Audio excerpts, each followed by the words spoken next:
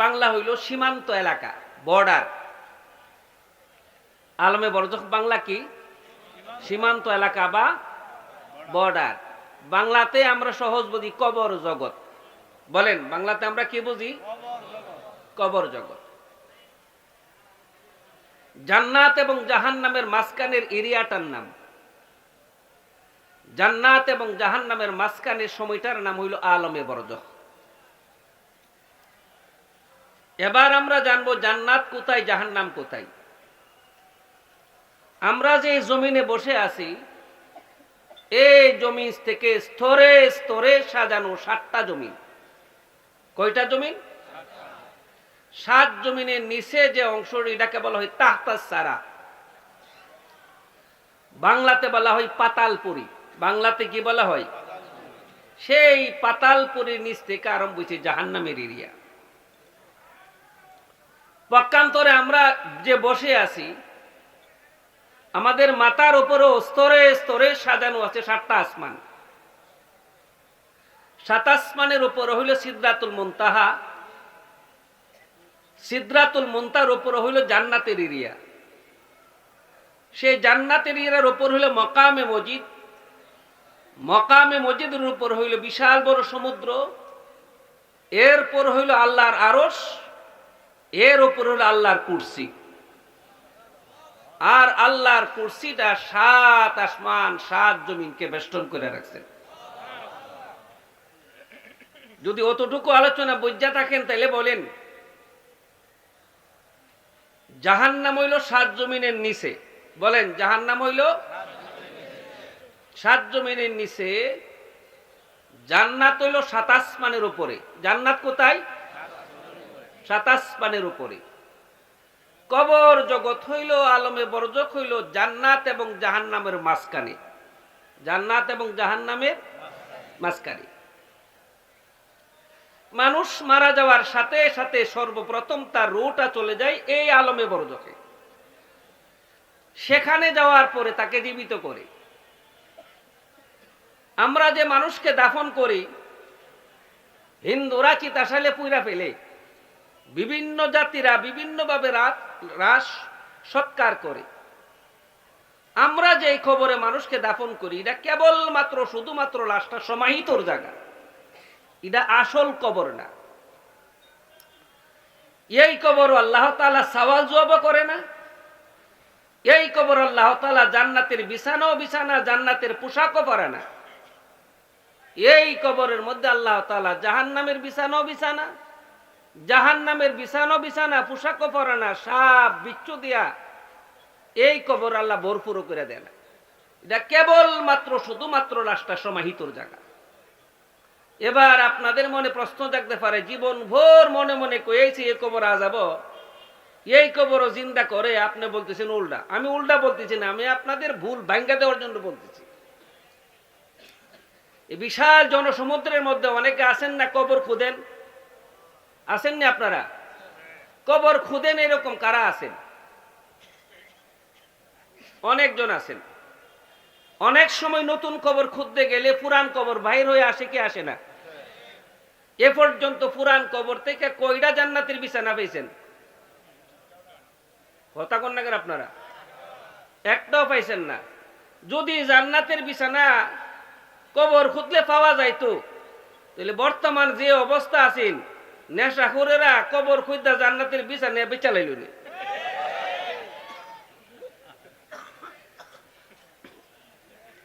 পক্ষান্তরে যদি আবার নতুন খবর খুঁজতে সে যদি পুরান কবর পাওয়া যাইতো, আর পুরান কবর থেকে যদি জাহান্নামের লিলিশেকা আগুন প্রকাশ পাইতো, অথবা জাহান্নামের সাপ একটা শ্বাস পালাইতো, তাহলে কবর খুদার মানুষ পৃথিবীতে খুঁজা পাওয়া যাইত না।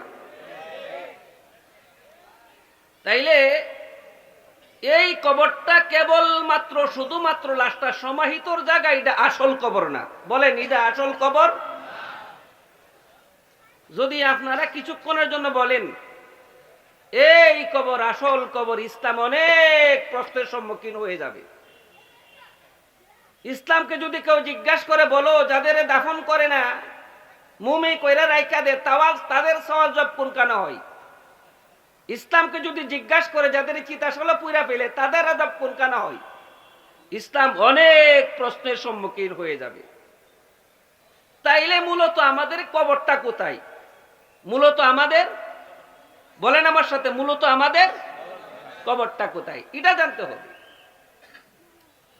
মানুষ মারা যাওয়ার পরে সর্বপ্রথম যখন আলমে বরজখ তথা কবর জগতে যাওয়া হয়, সেখানে ফেরেশতারা সহজ 3টা প্রশ্ন করে। যেই সমস্ত মুমিন মুসলমানরা 3 প্রশ্নের উত্তর দিতে পারে, তোমার রবকে, তোমার দিন কি, তোমার মুহাম্মাদুর রাসূলুল্লাহ সাল্লাল্লাহু আলাইহি ওয়াসাল্লামকে তুমি কতটুকু চিনো, এই 3 প্রশ্নের যে উত্তর দিতে পারে, রব্বে কারীম ফেরেশতাদের ডাইকা বলে, ও ফেরেশতারা, আমার নেককারের রুডা 7টা আসমান ভেদ করে জান্নাতের শান্তিময় স্থান ইল্লিনের মধ্যে নিয়ে যাও। কোথায় নিয়ে যাও? বলেন কোথায় নিয়ে যাও? বেহেশতের মধ্যে নিয়ে যাও, ইল্লিনে নিয়ে যাও। সেই নেককারের রুডা ইল্লিতে নেওয়ার পরে তারে জান্নাতের বিছানা বিছায়া দেয়, জান্নাতের পোশাক পরাইয়া দেয়, নব দুলার মতো, নতুন জামাইয়ের মতো এমন একটা ঘুম দেয়, সাইয়েদনা হযরত ইসরাফিল আলাইহিস সালাতু ওয়াস সালাম দ্বিতীয় সিংহাতবার আগ পর্যন্ত সেই কবর জগতে ইল্লিনে আরাম শেষে ঘুমাইতে থাকে। পক্ষান্তরে যেই পাপিষ্ঠ 3 প্রশ্নের উত্তর দিতে পারে না, পক্ষান্তরে যেই পাপিষ্ঠ 3 প্রশ্নের উত্তর দিতে পারে না, আল্লাহ বলেন এই পাপিষ্ঠ রুডারে 7 জমিনের নিচে জাহান্নামের সবচেয়ে ভয়ঙ্কর জায়গার নাম হইল সিজ্জিন। বলেন জাহান্নামের সবচেয়ে ভয়ঙ্কর জায়গার নাম কি? এই পাপিষ্ঠ রুডারে সিজ্জিনের মধ্যে নিয়ে যায়। সিজ্জিনে নিয়ে যাওয়ার পরে তারে জাহান্নামের বিছানা বিছায় দেওয়া হয়, জাহান্নামের পোশাক পরে দেওয়া হয়, তার কবরটাকে সাপ বিচ্ছু দ্বারা ভরপুর করে দেওয়া হয়। নবীজি বলেন তার কবরটা এত সংকীর্ণ করে দেওয়া হয়, কবরের সংকীর্ণতার কারণে তার এক পাজরের হাড্ডি আরেক পাজরের ভিতরে এভাবে ঢুকে যায়। এইভাবে সে কতদিন থাকে? যেই মানুষটা কিয়ামতের দিনও মারা যাবে, এই মানুষটা কমপক্ষে কবর জগতে থাকতে হবে 40,000 বছর। কত বছর? কত বছর? আল কবরু রাউযাতুম মিন রিয়াজিল জান্নাহ আও খুফরাতুম মিন খুফারিন নার। এই জন্য রহমতে আলম নবী বলেন, কবর কোন মানুষের জন্য জান্নাতের একটা টুকরা, কবর কোন মানুষের জন্য জাহান্নামের একটা গর্ত। তাইলে কবর জগতে কমপক্ষে কত বছর থাকুন লাগবে? 40,000 বছর। নেককার হইলে কোনখানে? বলেন নেককার হইলে কোনখানে? ইল্লিনে। বদকার হইলে কোনখানে? সিজ্জিনে। এবার আরেকটা ভুল ভেঙ্গা দেওয়ান লাগবে। এবার আপনারা বলবেন, হুজুর আমরা যে কবর জিয়ারত করি এটা বুঝি পাও? না, এটা পাও না। আপনাদের এখানে বিদ্যুৎ কেন্দ্র কোথায় আছে? Power house. আপনাদের বিদ্যুৎ কোত্থেকে আসে? গুড়াশাল থেকে। গুড়াশাল থেকে একটা তারের সম্পর্ক থাকার কারণে এখানে লাইট জ্বলে। মূলত আপনাদের এখানে বিদ্যুৎ উৎপন্ন হয় না, উৎপন্ন হয় গুড়াশাল। গুড়াশালের সাথে একটা তারের সম্পর্ক থাকার এখানে লাইট জ্বলে। ঠিক না বেঠিক? ঠিক তদ্রূপ ভাবে আলমে বরজখের সাথে, ইল্লিনের সাথে, সিজ্জিনের সাথে আমাদের এই কবরের মধ্যে এমন একটা তারের সম্পর্ক আছে। মিনহা খালাকনাকুম ওয়া ফিহা নুঈদুকুম ওয়া মিনহা নুখরিজুকুম তারাতান উখরা। এই তারের সম্পর্ক থাকার কারণে এই কবরে কোনো মানুষ যদি ইসালে সওয়াব করে, এই কবরে কোনো মানুষ যদি দোয়া মাগফিরাত করে, সাথে সাথে তারের সম্পর্ক থাকার কারণে ওইখানে গিয়ে আলো জ্বলে, ওইখানে গিয়ে পৌঁছা যায়। এই কবরের সাথে ওই কবরের এমন একটা সম্পর্ক। এবার আমি আপনাদের আরেকটা সুসংবাদ শোনাই। কোন মানুষ যখন মারা যায়, যদি মানুষটা নেককার হয়, ইল্লিনের মধ্যে যায়, জান্নাতে যায়। আপনারা সহজ বুঝবেন। নেককার হয় যদি জান্নাতে যায়, আপনার আগে যত আপনার আপনজন মারা গেছে, আপনার আম্মা, আপনার আব্বা, আপনার দাদা দাদি, নানা নানি, আত্মীয় স্বজন যারা মারা গেছে, তারাও যদি নেককার হয়, আপনি মারা যাওয়ার সাথে সাথে সমস্ত রোগগুলি জান্নাতের মধ্যে আপনার ইস্তেকবাল দেওয়ার জন্য দাঁড়িয়ে যাবে। আপনি সেখানে যাওয়ার পরে কোনো চিন্তা নাই, গিয়া দেখবেন আপনার আম্মা এখানে আগে বোয়া, আপনি গিয়া দেখবেন আপনার আব্বা সেখানে আগে বসা, আপনি সেখানে পৌঁছার পরে দেখবেন আপনার আত্মীয় স্বজন যারা জান্নাতি সবার সাথে আপনার পরিচয় নিমিষের মধ্যে হয়ে যাবে। আপনার আব্বা আপনারা জিজ্ঞাসা করবো, কিরে তোর সুডু চাচা কি এখনো দুনিয়াতে আছে, সে দিয়ে আইলো না? সে বলবে চাচা তো মারা গেছে 5 বছর আগেই, চাচা কি আইছে না? সবাই আফসোস করে বলবে, হাই রে, মনে হয় সে জাহান্নামের মধ্যে আটক হয়ে গেছে, এই জন্য সে আসে নাই।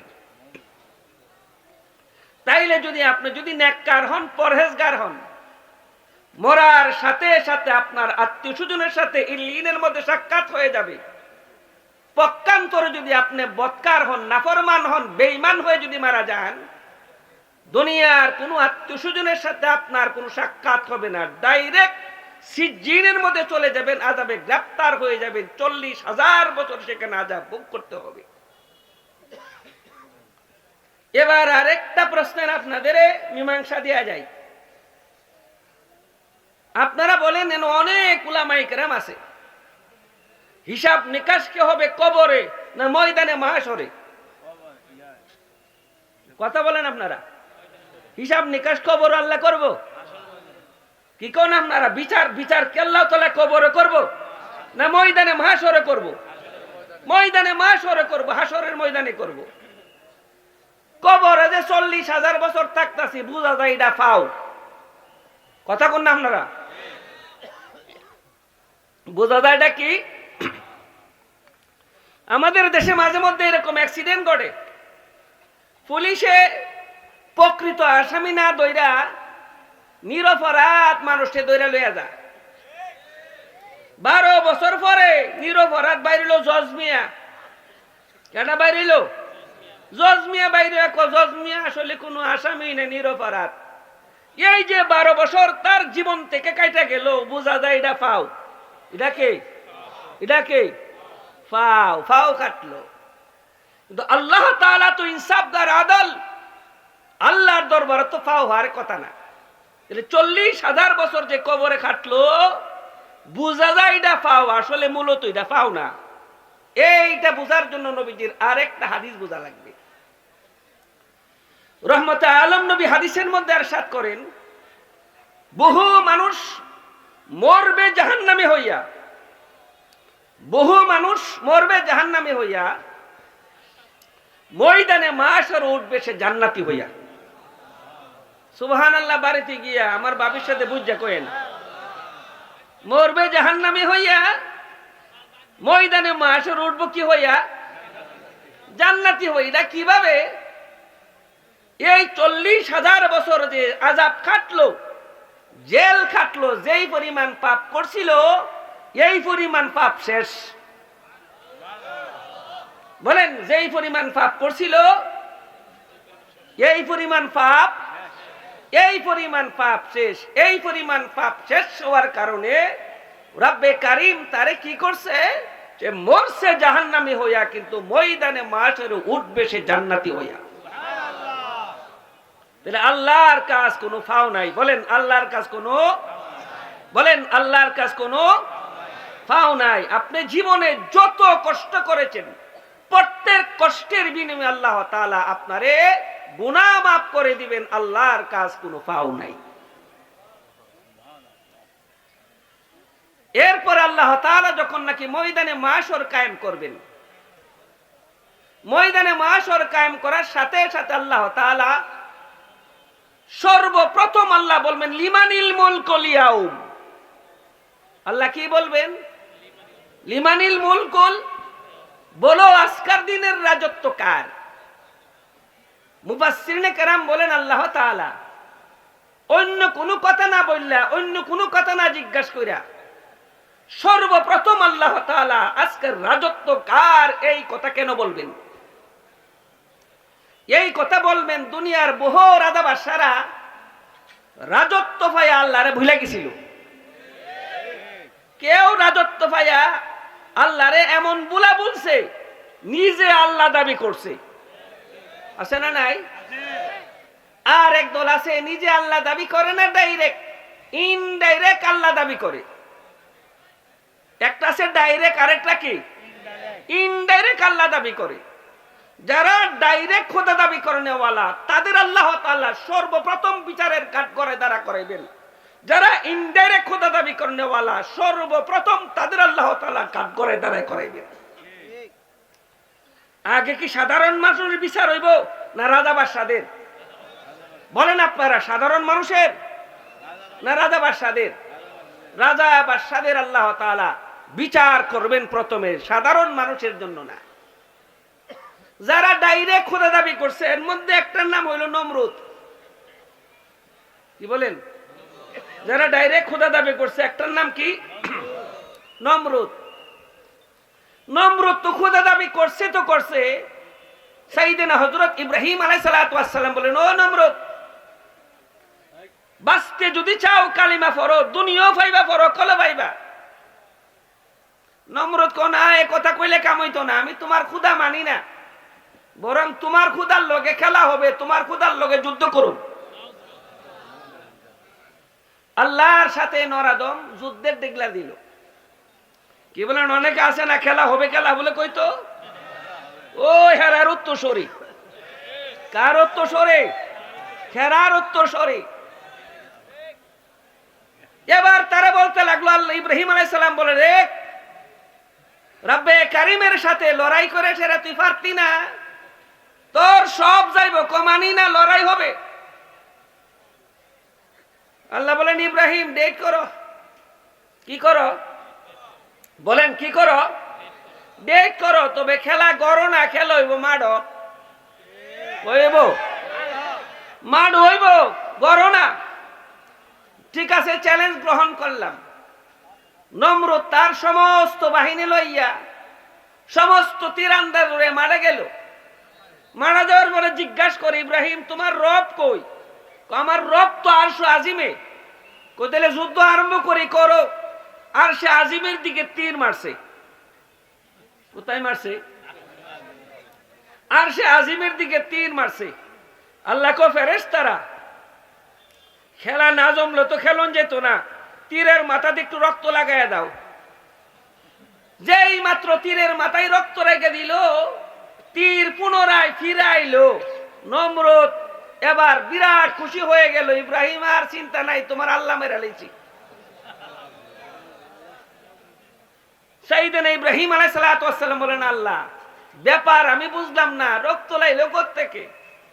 ইব্রাহিম আলাইহিস সালাতু ওয়াস সালাম যখন একটু হতাশাগ্রস্ত হয়ে গেলেন, আল্লাহ বলেন, ইব্রাহিম চিন্তা করো না, বাহিনী আইতাছে, সবচেয়ে বড় পৃথিবীর শক্তিশালী বাহিনী, সেই বাহিনীর নাম হইল মশা বাহিনী। নাম কি?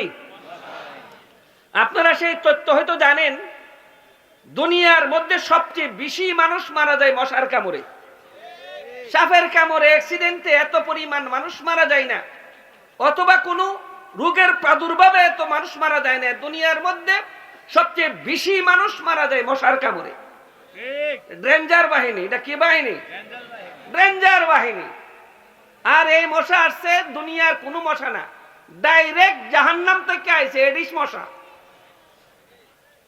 আসার পরে এমন মশা, এটারে টিপ দিল মরে না, গসা দিল মরে না। আর এটার এত বড় পাওয়ার, যেই মাত্র একটা কামড় দেয়, একটা সৈনিক কইজা ফাইটা দুনিয়াতে বিদায় হয়ে যায়। একটা কামড় দিয়া যখন কইলে ফাইটা দুনিয়াতে বিদায় হয়ে যাইতেছে, বাঁচার যখন আর কোন সুযোগ দেখতেছে না, নমরুদ শেপ টেপ না পায় দেখতেছে চোখের সামনে তার সমস্ত সৈনিক দুনিয়াতে বিদায় হয়ে যাইতেছে। এবার নমরুদ জান বাঁচাবার জন্য সাগর ফাড়ি দিয়ে দূর দিছে। যেই মাত্র দূর দিছে, সাগর ফাড়ের কাছে বসা আছেন একজন প্রতিবন্ধী মশা, ন্যাংরা। ন্যাংরা মশা কো, আল্লাহ হেদি জাগা, বড়টা জাগা ধরতাম না, আল্লাহ কো দৌড়। এই মশা তো জাহান্নামের মশা, প্রশিক্ষণ প্রাপ্ত। এমন প্রশিক্ষণ প্রাপ্ত, বলছে মার মো, তবে এভাবে না, ধীরে ধীরে আস্তে আস্তে গৈসা গৈসা ফেসা ফেসা মারো, এমনে মারতাম না, না খেয়ে দিয়া ডুইকা একবারে মগজ মাথার তালুর ভিতরে গিয়ে বইছে। বোয়ার পরে ডাইন দিকে একটু যখন মারে বেতাই কাতর হইয়া ইস করে, আবার বাম দিকে যখন মারে বেতাই কাতর হয়ে ইস করে। মন্ত্রী পরিষদ বলল, আপনি এত বড় খোদা দাবি করেন, অথচ আপনার মাথার মধ্যে মশা কামড় দিয়ে আপনি ইস করেন, এটা কেমন কথা? নিজের মাথা নিজে কতটা ফ্রাইবেন? দুইজন কামলা রেখা দেন, দুইজন কিন রেখা দেন, কামলা দুইজন রেখা দেন। দুইজন কামলা রাখলো, একজন ডাইনে একজন বামে। ডাইনে যখন ইস করে ডাইনেরটা মারে, বামে যখন ইস করে বামেরটা মারে। কিছুদিন পর্যন্ত থাপ্পড় মারার পরে আর থাপ্পড়ে কাম হয় না, আর কি হয় না, থাপ্পড়ে কাম হয় না। তারপরে করলে কাজ করো, থাপ্পড়ে কাম যে হয় না, একটু চামড়া দিয়ে কিছু বানাও। আমাদের দেশে চামড়া দিয়ে কি বানা? জুতা। বলেন আমাদের দেশে চামড়া দিয়ে কি বানা? জুতা। এই চামড়া দিয়ে সর্বপ্রথম জুতা বানাইলো। ডাইনের কামলার কাছে ঠাস করে একটা ডাইন দিয়ে মারে, বামে ইস করলে বামে মারে। আল্লাহ তাআলা দেখাই দিলেন, যারা ক্ষুধাদোহী, যারা ক্ষুধাদোহী তাদেরকে আল্লাহ তাআলা সিংহাসনে বসাইয়া জুতার বাড়ি খাওয়ায়া খাওয়ায়া দুনিয়া থেকে বিদায় করে। দুদিকে জুতার বাড়ি। দীর্ঘদিন পর্যন্ত জুতার বাড়ি দেওয়ার পরে জুতার কামনা, বলেন দীর্ঘদিন পরে জুতার বাড়ি দেওয়ার পরে জুতার কামনা। এবার বসে করে জুতা কাম হইতো না। আগিলা দিনের মানুষ যারা আছেন মুরব্বীরা, দরজার মধ্যে একটা বেন্দা আছেন না? আরে দরজার বেন্দা দেখছেন না আপনারা? আপনারা দেশে কি কয়টা বেন্দা হয়? এই বেন্দা লো আর জুতা কাম হইতো না। একটা লইছে ডাইন দিকে বেন্দা, আর একটা লইছে বাম দিকে বেন্দা। লয়ে সে আর কত সারি করুম, এর আর সারি করতাম না। আর একবার ইস করুক, ফয়েট করুম।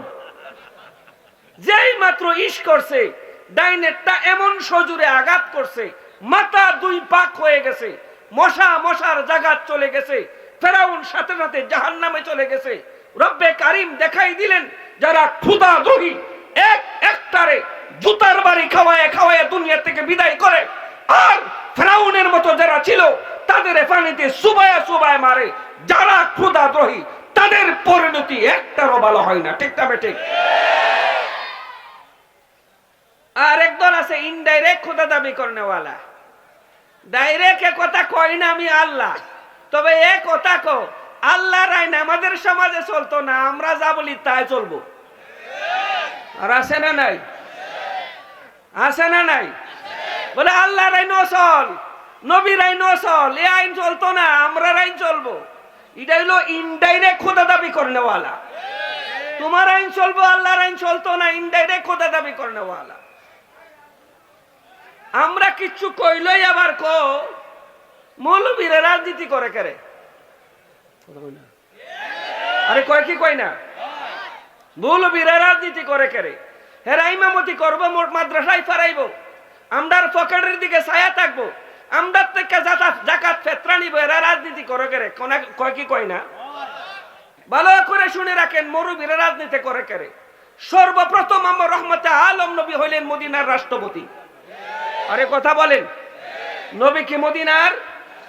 বলেন নবী মদিনার রাষ্ট্রপতি। এমন রাষ্ট্রপতি, এত বড় তাম পৃথিবীর মধ্যে বড় বড় সাম্রাজ্য ছিল, রোম সম্রাট ছিল, পারস্য সম্রাট ছিল, তাদের লিখিত কোনো সংবিধান ছিল না। সর্বপ্রথম আমার নবী এই সভ্য সমাজকে সভ্যতা শিকার জন্য, অসভ্য সমাজকে সভ্যতা শিকার জন্য সর্বপ্রথম পৃথিবীর কাঠামো ভিত্তিক, কারিকুলাম ভিত্তিক রাজনীতির গঠনতা স্থাপন করলেন। সর্বপ্রথম সংবিধান রচনা করলেন, মদিনার সনদ। এই হলো সর্বপ্রথম আমার নবী লিখিত সংবিধান করেছেন। দুনিয়ার আর কেউ অত বড় রাজনীতিবিদ ছিল না। সংবিধান দিয়ে রাষ্ট্র পরিচালনা করবেন, আমার নবী সংবিধান দিয়ে রাষ্ট্র পরিচালনা করেছেন। নবীর রাষ্ট্রটা ছোট ছিল না, নবীর রাষ্ট্রটা ছিল 24 লক্ষ বর্গ কিলোমিটার। 24 লক্ষ বর্গ কিলোমিটার। আমার নবী রাষ্ট্রপতি, আমার নবী রাষ্ট্রপ্রধান।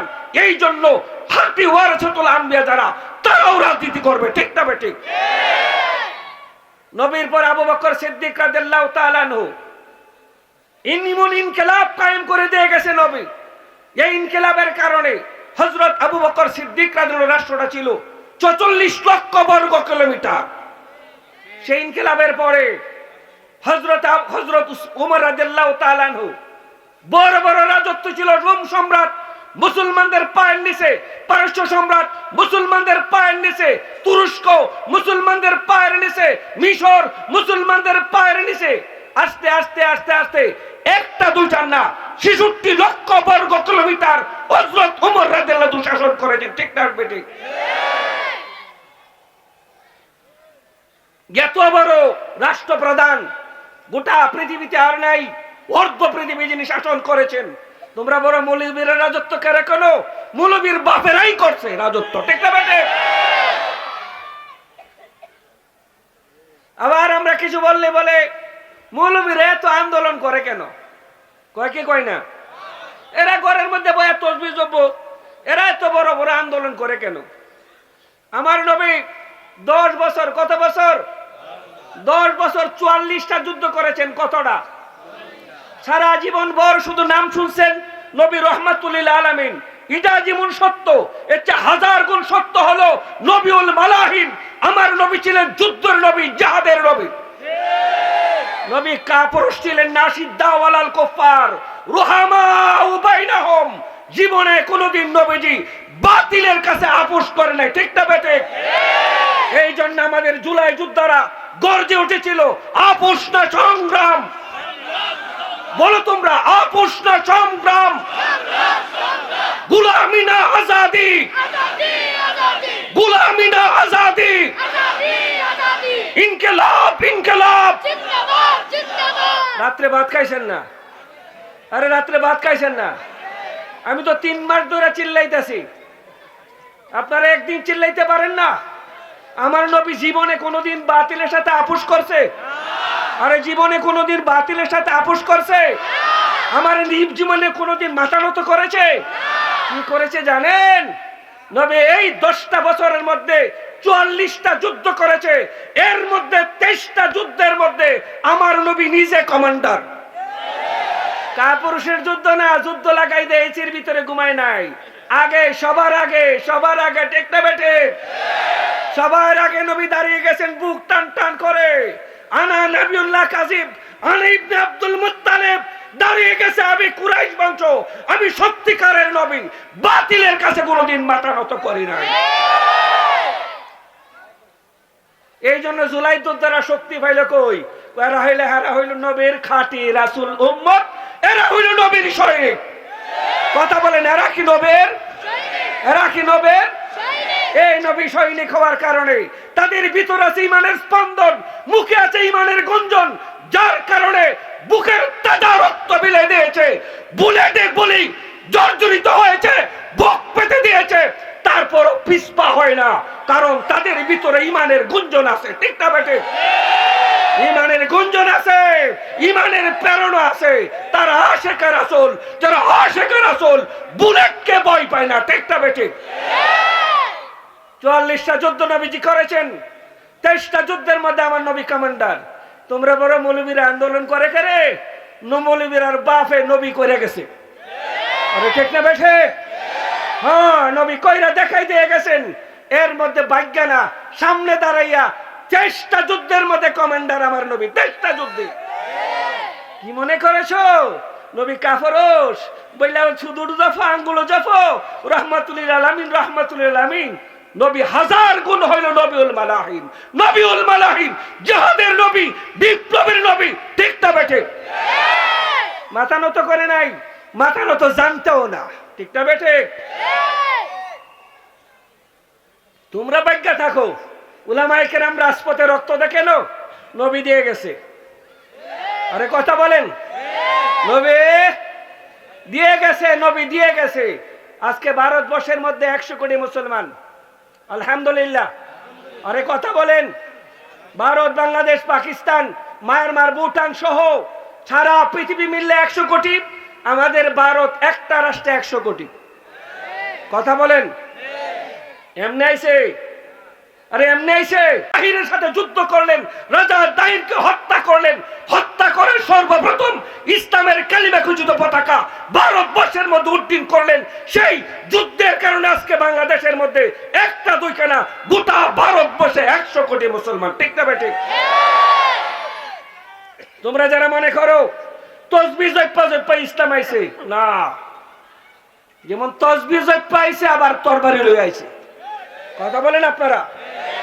শুধু বাংলাদেশের একটা কথা বলি, বাংলাদেশে শাহজালাল মুজাররাদি এমনই আজ থেকে 550 বছর আগে, কত বছর আগে বলেন আমার সাথে, কত বছর আগে? 550 বছর আগে আসলেন। কিসের জন্য আসলেন? শেখ বুরহান, উনি আকিকা করছিল, গরু জবাই করে আকিকা করছিল। গরু জবাই করে আকিকা করার কারণে গৌর গোবিন্দ আমার রাজ্যের মধ্যে গরু জবাই করছে, মোদিজিটা করে সাথে সাথে গরু জবর অপরাধে শেখ বুরহানের ছেলেকে জবাই করে দিল। জুড়ে বলেন নাউজুবিল্লাহ। শেখ বুরহান মনের কষ্টে দেশ ছেড়ে চলে গেলেন ইরাকে। ইয়ামনে চলে যাওয়ার পরে সেখানে শাহজালাল মুজাররাদি ইয়ামনের কাছে নিজের ঘটনা খুলে বলল যে আমাদের দেশে মুসলমান আছে কিন্তু নির্যাতিত।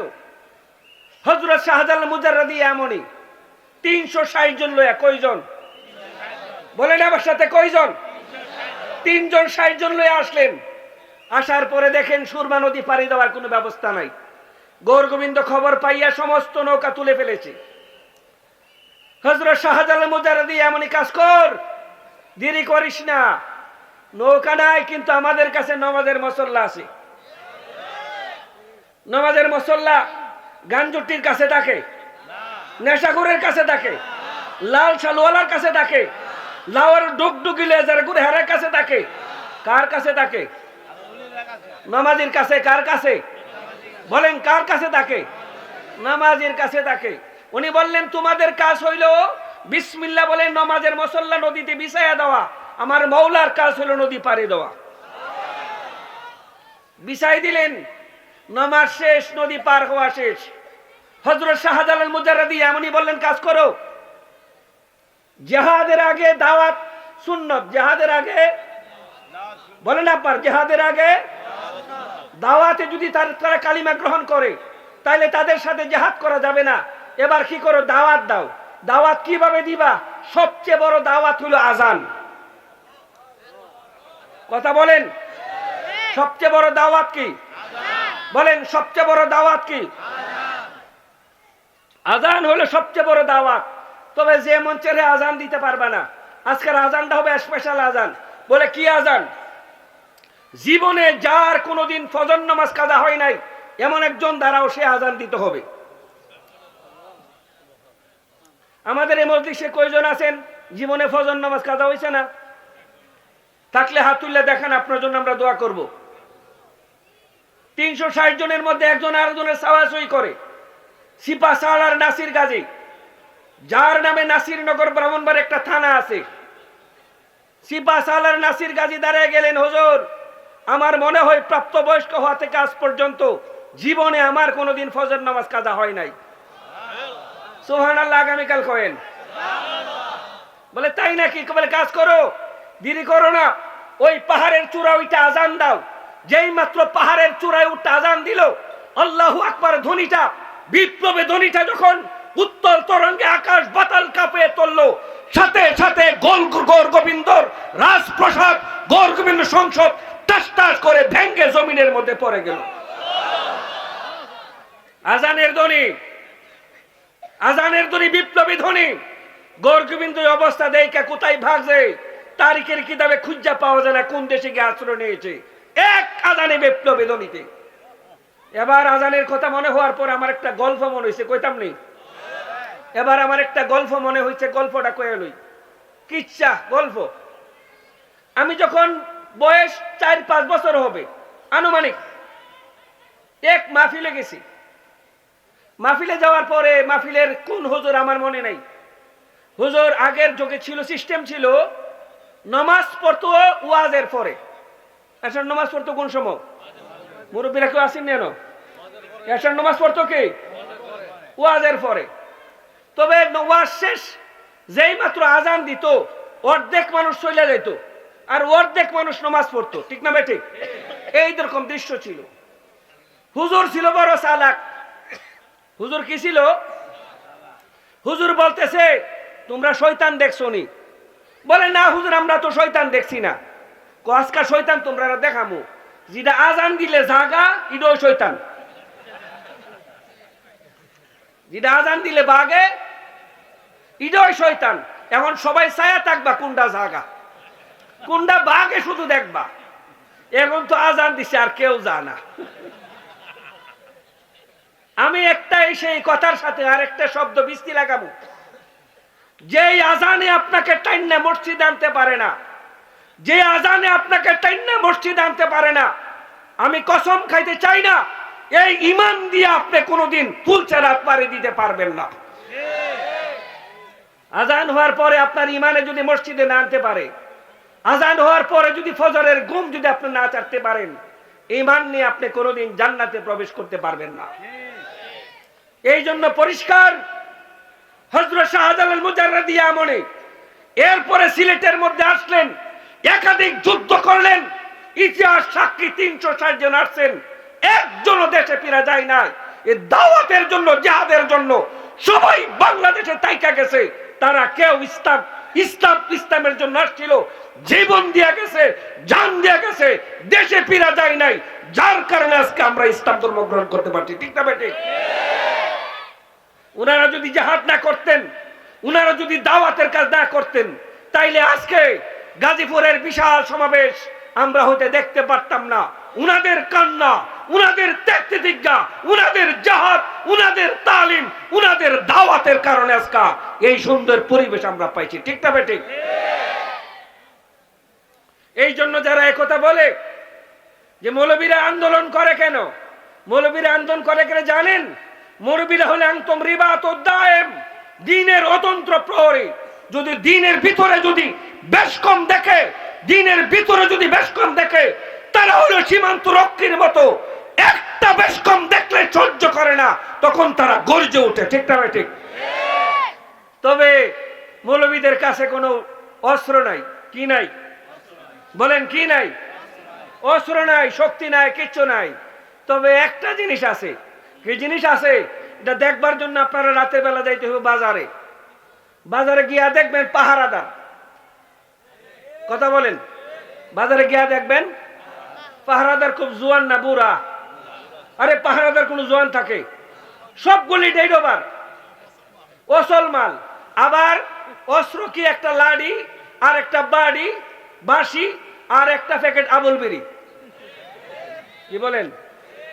এটাই তো একটা লাইট, একটা বাঁশি, একটা লাড়ি, আবুল বিড়ি। এটা হইলো পাহারাদারের অস্ত্র, পাহারাদারের।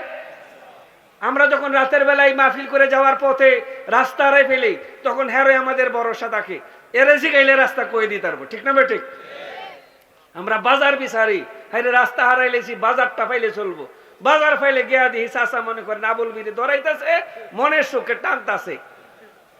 আচ্ছা বলেন তো, ডাকাইত কি যারা আছে এরা অস্ত্র ছাড়ায় না অস্ত্র লয়া? বলেন আমার সাথে, অস্ত্র ছাড়া না অস্ত্র লয়া?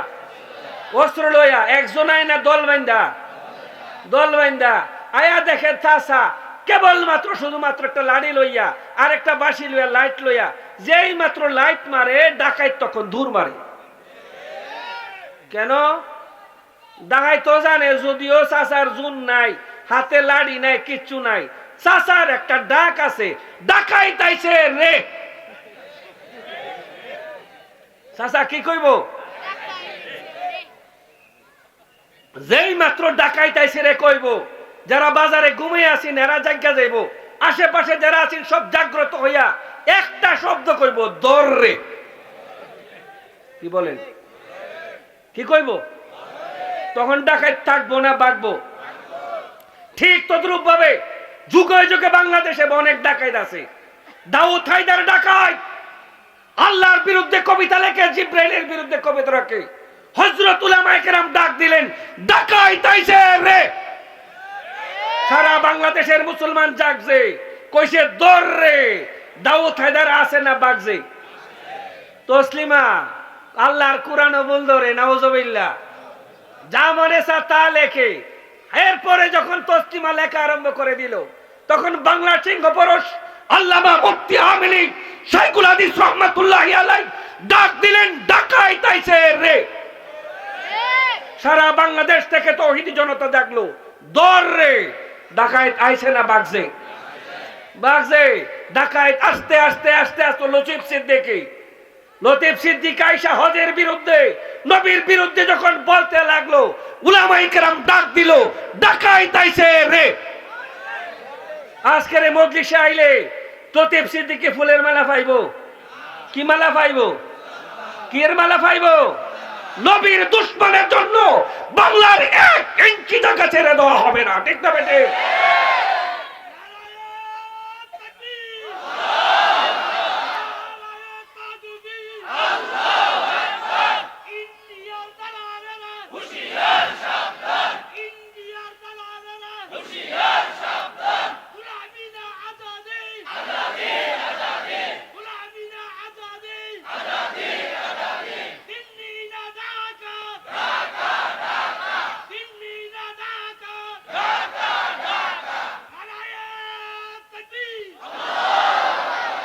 হাইয়াকাল্লাহ জাযাকাল্লাহ। তাইলে এইরকম ভাবে জামানে বিভিন্ন সময় ডাকাইত আয় কে আয় না? ও ডাকাইত আইছে ব্লগার সারা বাংলাদেশের 64 জেলার মধ্যে স্থাপনা গাইরা আল্লাহর বিরুদ্ধে, নবীর বিরুদ্ধে লেখা আরম্ভ করলো। একটা বেঠে থাবা বাবা বাস। আমির শরিয়াত, আমির হেফাজত শাহ আহমদ শফিক ডাক দিলেন, শাপলা চত্বরে ডাকাইত আইছে রে। 24 লাখ 25 লক্ষ মানুষ জড়ো হয়ে গেল। কি বলেন? এই সমস্ত ব্লগার আছে না বাগজে? এমন বাগা বাগজে এবার মুখ খোলার মতো সাহস পাই না, কারণ তৌহিদি জনতা জেগে গেলে এই দেশের মধ্যে ডাকাতদের কোনো স্থান নাই, ঠিক না বেটে? আমার পরিষ্কার কথা, এই দেশ কোন নাস্তিকদের দেশ না, বামদের দেশ না, রামদের দেশ না। এই দেশ শাহজালালের দেশ, এই দেশ শাহপরানের দেশ, এই দেশ শাহ মখদুমের দেশ, এই দেশ হাফিজ হুজুরের দেশ, পীর হুজুরের দেশ, শামসুল হক ফরিদপুরের দেশ, শাইখুল হাদিসের দেশ, মুফতি আমিনের দেশ, আল্লামা আহমদ শফির দেশ, এই দেশ মুফতি নুরুল্লাহর দেশ, এই দেশ আলেম উলামার দেশ, ঠিক না বেটে? তোমরা যারা মনে করো বড় বড় আলেম উলামা বিদায় হয়ে গেছে, নূর হোসেন কাশিমি বিদায় হয়ে গেছে, মাঠ খালি না। নবীর প্রত্যেকটি উম্মত, প্রত্যেকটি নবীর সৈনিক, বলেন ঠিক না বেঠে? প্রত্যেকটা উম্মত প্রত্যেকটি সৈনিক।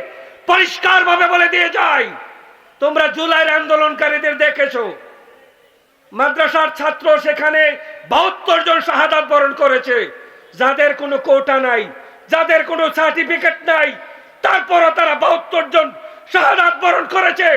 সামনে যারা আসবা, আল্লাহর বিরুদ্ধে বললে, নবীর বিরুদ্ধে বললে, টুপির বিরুদ্ধে বললে, হিজাবের বিরুদ্ধে বললে, আওয়ামী লীগ করো, বিএনপি করো, জাতীয় পার্টি করো, জামাত করো, দেখার টাইম নাই। আমরা কিচ্ছু বুঝি না, আমরা আল্লাহ এবং আল্লাহ রাসূলকে বুঝি। যারা তাদের বিরুদ্ধে যাইব, তাদের বিরুদ্ধে আমরা গর্জে উঠবো ইনশাআল্লাহ। পরিষ্কার আমাদের কথা, অতীতে আমরা কারো ছাড় দেই নাই, ভবিষ্যতে আমরা ছাড় দেব, এই চিন্তা তোমরা করো না, এই চিন্তা তোমরা করো না। যতদিন পর্যন্ত বাংলা থাকবে, ততদিন পর্যন্ত মুসলমান থাকবে, যতদিন মুসলমান থাকবে নবীর বিরুদ্ধে বলবা, আমরা ঘরে বৈশা, বলেন ঘরে বৈশা থাকবো না। এই জন্য তোমরা যাই বলো না কেন, মৌলবীরা করে কেন, মৌলবীরা সবই করবে, ঠিক না বে ঠিক? মৌলবীর নবী সব করে গেছেন, মৌলবীর নবী রাহমাতুল আলামিন, নবীর নবী, নবীর নবী, নবীউল মালাহিন, মৌলবীর নবী সম্রাট, মৌলবীর নবী সবচেয়ে বড় আপনার যুদ্ধের কমান্ডার, ঠিক না বে ঠিক? আবার আমাদের নবী আমাদের জন্য বিরাট বড় রহমত, চিকিৎসক। কি বলেন? আমাদের নবী আমাদের জন্য কি বলেন আমাদের নবী আমাদের জন্য কি এমন থিওরি দিয়ে গেছে, বিজ্ঞানের থিওরি বল কিন্তু আমার নবীর থিওরি, বলেন বিজ্ঞানের থিওরি বল আমার নবীর থিওরি, আমার নবীর থিওরি বল না। কতগুলি থিওরি বলে আমার মূল শেষ আলোচনার দিকে চলে যাব, সময় আমার প্রায় শেষের পথে। আমি খুব বেশি আলোচনা করতে চাইছি না, খুব দ্রুত শেষ করার চেষ্টা করতেছি। আমার মূল আলোচনা বলার পর হুজুর মনে আয়সা পড়তেছে না, আওয়াজে বোঝা যায় আয়সা পড়তেছে।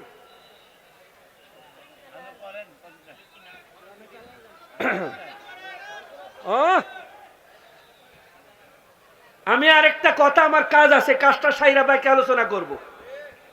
কাজটা করতাম না ইনশাল্লাহ। আমি আসার পরে মনটা ভরে গেল।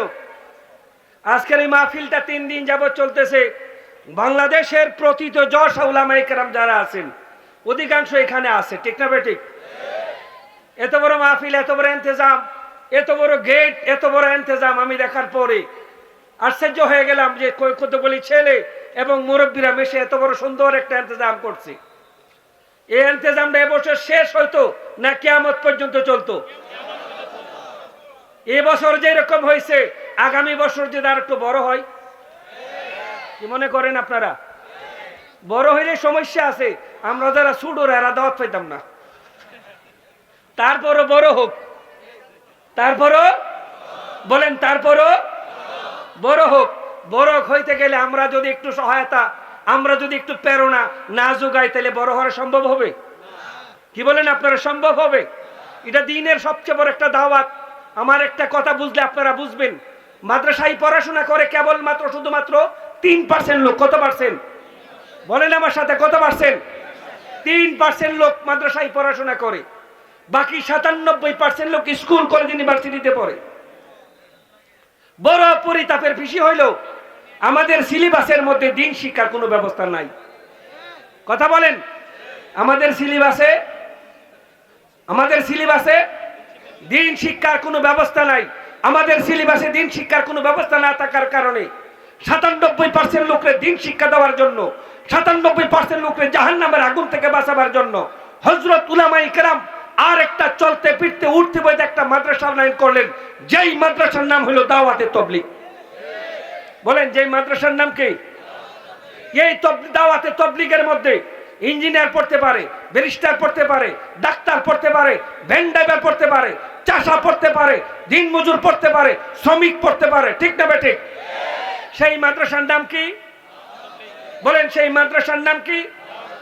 দাওয়াতে তবলিগ। বড় পরিতাপের বিষয় হইল সেখানে 10% লোক যায় না। তাইলে 3% লোক মাদ্রাসায় পড়াশোনা করে, তারা দিন বুঝে। বাকি 10% যারা তবলিগে যা তারা দিন বুঝে, বাকিরা যারা তবলিগও যায় না, মাদ্রাসা যায় না, দিন বুঝবে কোত্থেকে? বাকিদেরকে জাহান্নামের আগুন থেকে বাঁচাবার জন্য, বাকিদের ইমানের প্রেরণা জাগার জন্য, বাকিদের দিন শিক্ষা দেওয়ার জন্য হযরত উলামায়ে কেরাম আর একটা উন্মুক্ত সেমিনারের ব্যবস্থা করলেন। সেই উন্মুক্ত সেমিনারের নাম হইল ওয়াজ এবং তাফসীর। ওয়াজ এবং তাফসীর অযথা নয়, দিন শিক্ষা দেওয়ার জন্য। বলেন অযথা না দিন শিক্ষা দেওয়ার জন্য? ওয়াজ এবং তাফসীর কি অযথা না দিন শিক্ষা দেওয়ার জন্য? দিন শিক্ষা দেওয়ার জন্য ওয়াজ এবং তাফসীর। ওয়াজ এবং তাফসীর অযথা নয়। এই জন্য এই হাজার হাজার মানুষকে দিন শিক্ষা দেওয়ার জন্য, হাজার হাজার মানুষের ঈমান হেফাজত করার জন্য, হাজার হাজার মানুষের আমলের মধ্যে প্রেরণা সৃষ্টি করার জন্য এই ওয়াজ এবং তাফসীরগুলি করা হয়, ঠিক না বেঠিক?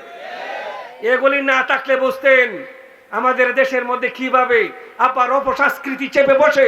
এইগুলি থাকার কারণে মানুষের ঈমান হেফাজত হয়, ঠিক না বেঠিক? বলো যে আমরা দেখি না। আরে দেখবেন না, দেখবেন না। 1 কেজি আঙ্গুর খাইলে আপনার একদিনে 1 কেজি শক্তি হবে না, আস্তে আস্তে কাম করব। কিন্তু 20 এক ফুটা খাইলেই আরম্ভ হয়ে যাবে তুলফা, ঠিক না বেঠিক? এই জন্য ভাই দোস্ত বুজুর্গ, জমিনে বৃষ্টি না হইলে যেরকম জমিন উর্বর হয় না, ঠিক তদ্রূপ ভাবে ওয়াজ নসিহত না শুনলে মানুষের দিল নরম হয় না, মানুষের দিল উর্বর হয় না, নেক আমলের প্রেরণা জাগে না।